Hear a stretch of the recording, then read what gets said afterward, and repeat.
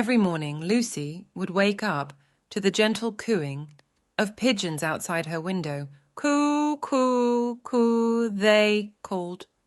As she stepped outside with her mom, the city greeted her with its sounds. Zoom, zoom, went the cars down the street.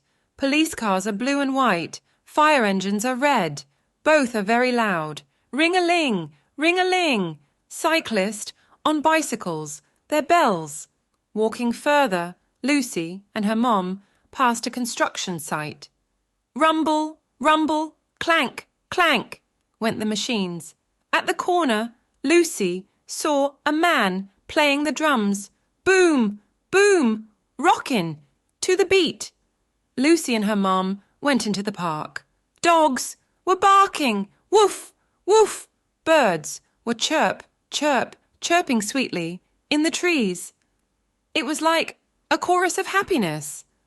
That night at bedtime, Lucy kept thinking about all the wonderful sounds she had heard. She couldn't wake up and hear the beautiful city sounds all over again. And with that, she closed her eyes and drifted off to sleep, dreaming of the music of the city. The end.